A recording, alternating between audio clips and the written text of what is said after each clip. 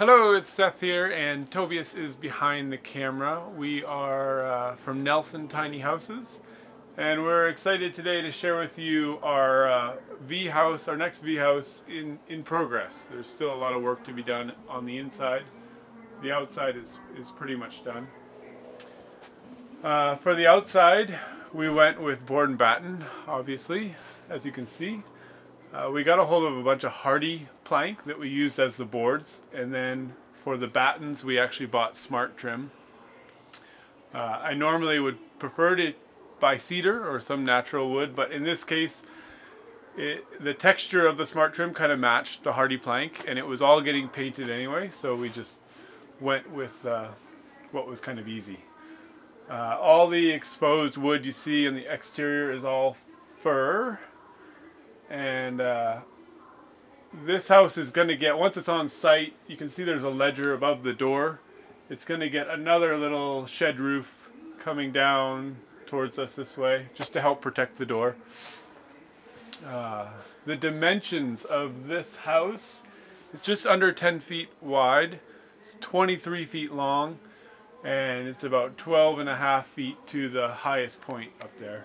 On the inside, we've got a lot of experimental things going on that we wanted to share with you, and we're pretty confident that most of them are going to work, but we wanted to show you just kind of our thought process and what we're doing on the inside, and hope you'll enjoy the little tour of the V-house work in progress.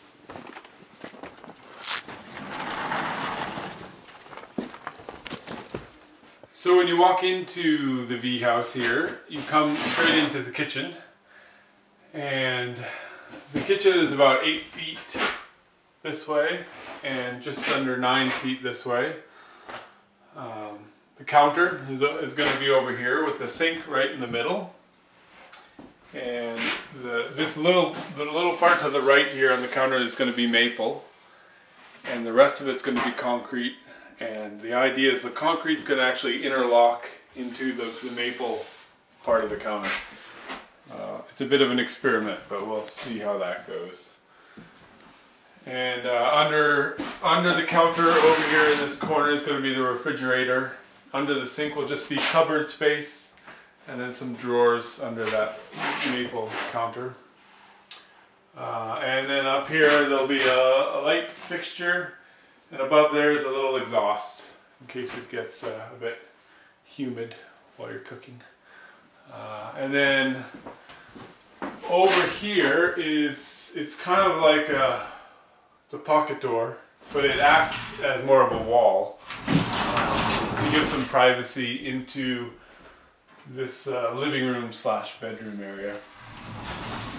And then it also will have a maple table, 2 foot by 4 foot table that will fold down off of this door, and it will have a little leg, and this will be the eating table here. And then when you're done, you put it up, and if you want the space, you can shove it all back in there. And then underneath this elevated loft area is going to be a couple really large 2 foot by 2 foot drawers, almost 4 feet deep, I think. So that'll give quite a bit of storage. And then here there'll be one big step, and in the step and above the step there'll be a drawer as well. And then we went with an elevated loft as opposed to a full-size loft, because we felt like it allowed for a lot more height and light up here, and it still gave a lot of storage underneath. There's the storage I just showed you, and then there's also going to be a large hatch. I think it's about 4 foot by 4 foot. This will just lock onto the door there, and then there will be a lot of space under there. You're imagining over on this side like a futon, so that when you're not using it, you can, as a bed, you can use it as a couch. And then when you're facing this way, in this corner is going to be a built-in shelving unit that'll have another table that'll hinge down and sit right in front of this window. So you could put your computer there, and you could have a little folding chair hanging somewhere and sit here and work. And you could also sit back on the futon and watch your movies there. So after we built this door, we realized when you pulled this thing out, it was strong enough this way. It didn't sag too much, but it did wiggle a lot back and forth. So we found this piece of maple just to stabilize it from going back and forth this way, and it totally did the trick, and it looks good as well. So when you walk into the door, to the left is the bathroom, and above the bathroom is a loft, which could act as like a guest room, or it could just be a huge storage area. It's about 6 feet across, and again 9 feet more or less long, and about 40 inches of head height at the high point there. And there is a little light up there with a switch and lots of outlets. There is a little window up there that does open for ventilation.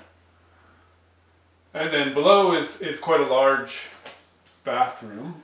I think it's bigger than the bathroom that's in my house. And in the bathroom there are 2 exhaust fans. One is for the main bathroom, and then the other one is for the composting toilet, or bucket toilet, whatever you want to call it. The bucket toilet will have, obviously you can see there's an opening window above it, and there'll be a big step in front of it with a little drawer inside of it.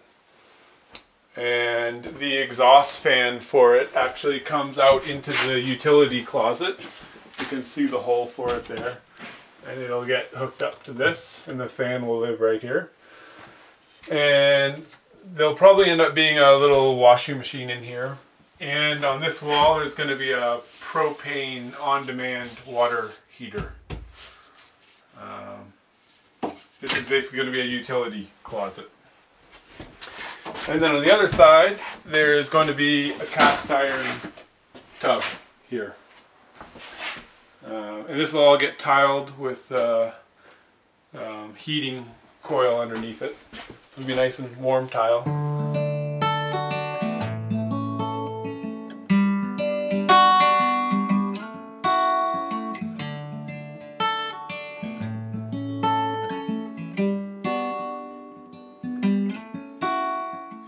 So before we started this house, we scored a lot of rough maple.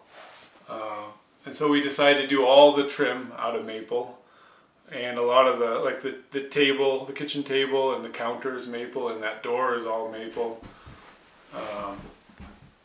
So we're having a lot of fun with the maple, and some of it is spalted, which is quite a treat. It's like this window, all the trim is spalted, which is actually starting to rot. It's a fungus that causes it to turn black like that. But then once you get it inside and dry, it stabilizes pretty well. And the style of trim we've kind of just made up. At my house we've got like a 15 angle cut on the top piece of trim, but with this we actually laminated 3 pieces together and cut them all a ½ inch shorter than the other one. We were just going for something new. And then for the sill, we again used a couple strips down below it, and they're ½ inch shorter, but they also they get skinnier as they go down. We're really happy with the way this all turned out.